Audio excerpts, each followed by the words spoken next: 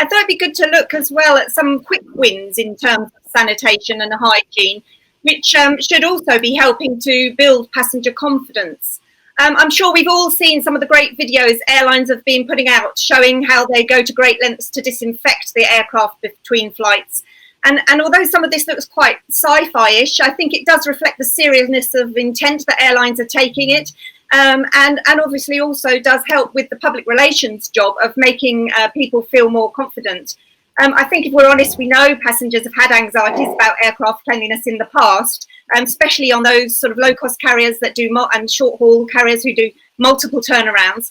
So, Akira, I thought perhaps we could ask you to spell out what you see as the challenges of this turnaround cleaning going forward. And, if you are expected to do much deeper cleans every time, do you see these new standards of in-flight cleanliness becoming a part of every journey? Yes, Julie, I think aircraft cleanliness is now very much on the top of mind of travelers, and hence cleanliness will quite certainly be part of the new normal. In spelling out the challenges for turnaround cleaning, there is firstly the task of deciding what needs to be done and can be done, both at the home base hub airports, which usually one has more control, and also at overseas stations where the work often depends on the capability and resource of the ground handling cleaning company. Some stations will require more enhanced cleaning than others depending on the level of biosecurity risk. A bigger challenge would be to secure sufficient ground time needed to complete the desired cleaning tasks. Needless to say, there are a couple of very hard trade-off decisions here that could affect aircraft utilization and fleet planning, not to mention the fact that it's also not at all easy to change departure landing time slots. So a new standard of in-flight cleanliness could therefore be a combination of both airlines doing what airlines can do to the best of our ability, but also asking travelers to cooperate, for example, by providing them with disinfectant wipes for them to use for additional sanitation. Yes, I was interested in that. I mean, what about the challenges of onboard product, things like blankets and duvets and pillows?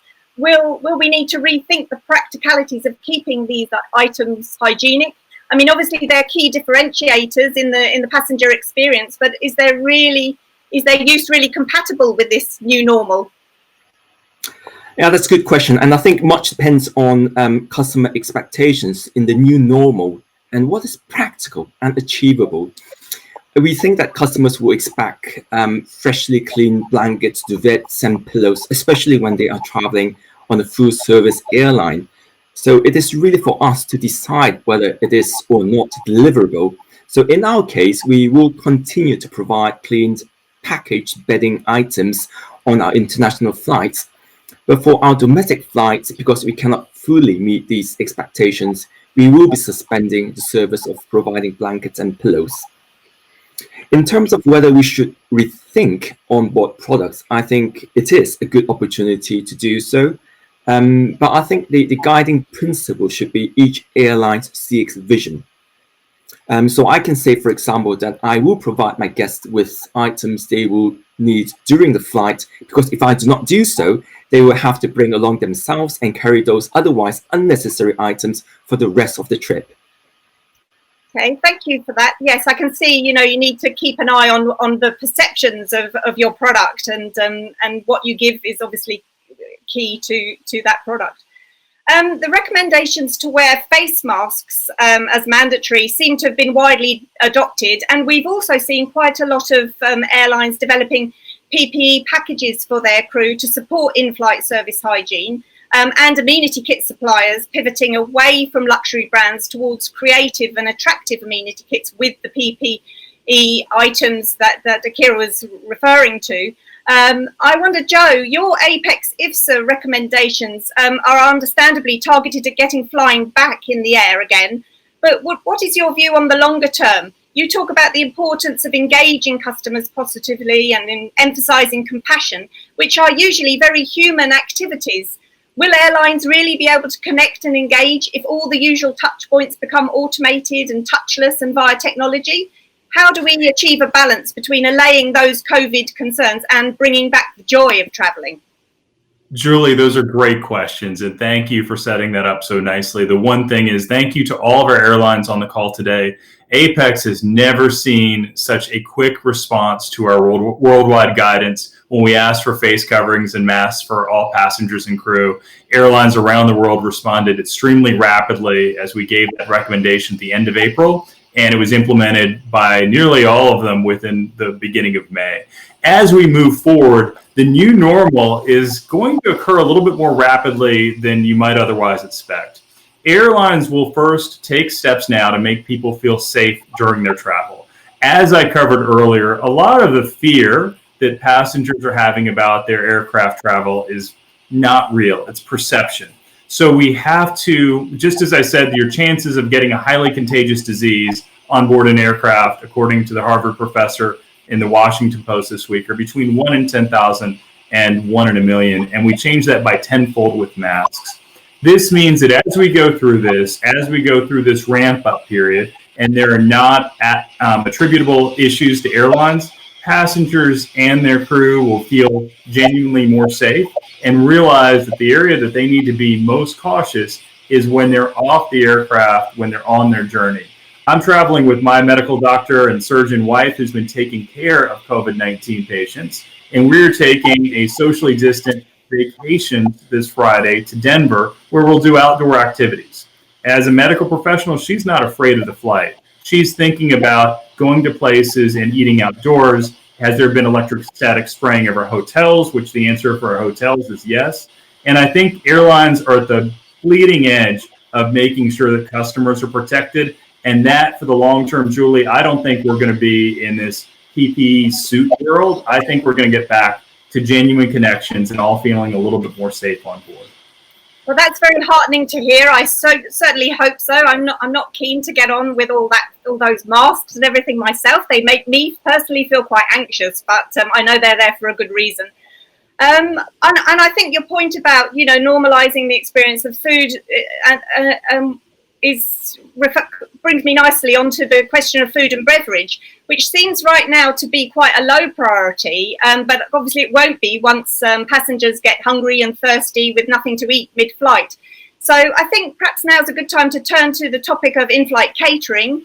What is it going to look like in the post-COVID world, and why should catering stakeholders be a key part of the conversation right now? Joe, you already shown us some insights from the Feather report, which I think showed food and beverage was one of the key concerns that people had about getting flying again. So now I'd like to try and connect with Fabio Gamba, Director General of the Airline Caterers Association, and pursue that debate a little further.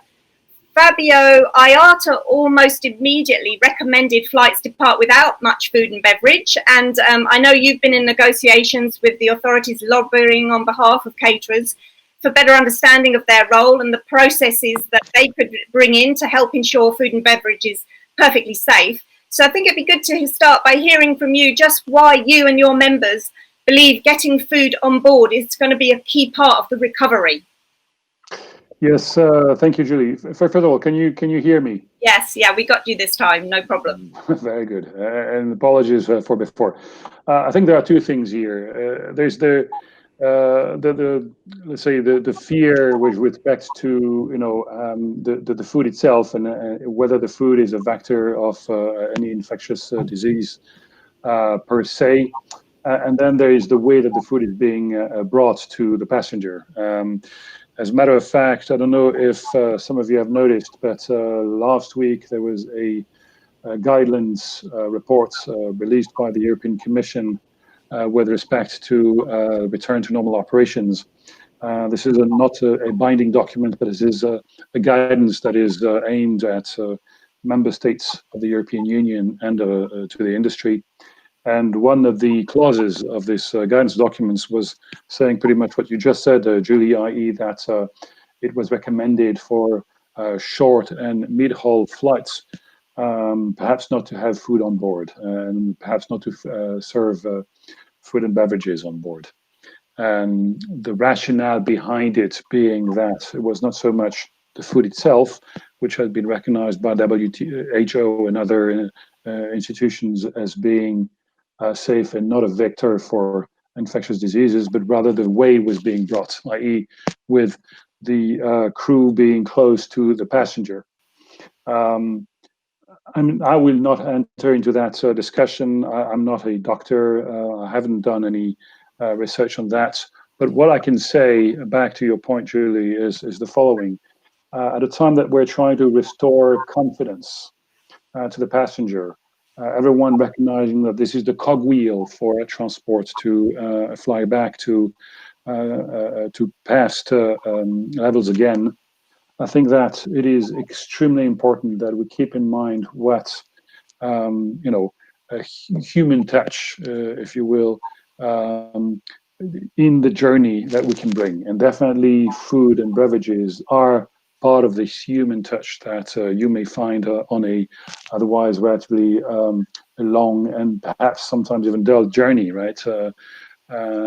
I definitely believe that here it's maybe my stomach that is speaking, stomach being, of course, the second brain, that, it is crucially important that the passenger feels comfortable. And one of the ways to have him feel comfortable is to serve him great food. Right. Thanks for that, Fabio. I certainly agree. It's the kind of highlight of the flight for me. So let's hope that we get back to it soon. I have seen already some quite interesting solutions, boxed meals and new tableware solutions that perhaps reduce the touch points. I know it was the open plates that were making people so anxious. But Akira, perhaps we could come to you. I mean, premium airlines have always focused on high-end restaurant-style dining in flight, especially in the premium cabins. And I wonder if, food and beverage of that standard and that scale is compatible with the wearing of face masks. I mean, what are you actually serving at the moment? And are you finding that, you can deliver a sort of premium standard meal that as you used to? Well, our in-flight meals have not changed much, actually, partly because on economy, our main dish, bread and cutlery are all packaged and sealed. The hors d'oeuvre and dessert have plastic covered lids on them. However, in countries where we have received government directives to have additional food safety measures, we work with our catering company to comply with those requirements. So we really haven't actually changed much in that respect.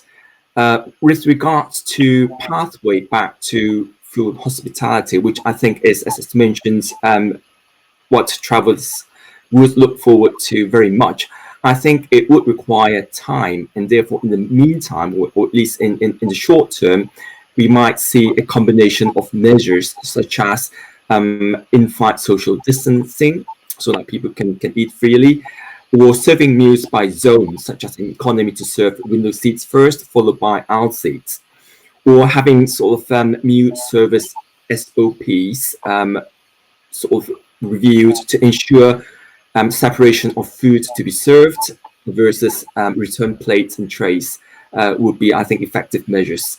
And there's not really a sort of silver bullet that could really solve all the problems, answer all the questions.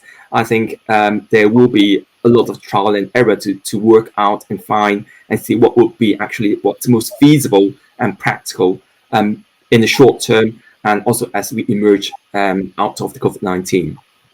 Thank you, Akira. It's good to know that there is still food being served on some airlines, at least, and that you're trying to get back to a sort of a level of service that you're famous for. I know also other areas of food precision that I've heard some interesting innovation around have been both pre-ordering of catering and retail on board, where obviously airlines then have a little bit more control over, exactly sort of what's happening and where it's moving to. So Joe, I wondered whether I could ask you to tell us something about how you see in-flight retail element evolving, and whether you think the COVID crisis might actually provide some momentum across the industry for pre-ordering of food and beverage to become standard part of pre-departure processes. I think that there'll be more options for passengers to be able to easily choose what they want on board, whether it's duty-free or their onboard food and beverage. We're trying to reduce right now the number of interactions between flight attendants per passengers as it's possible.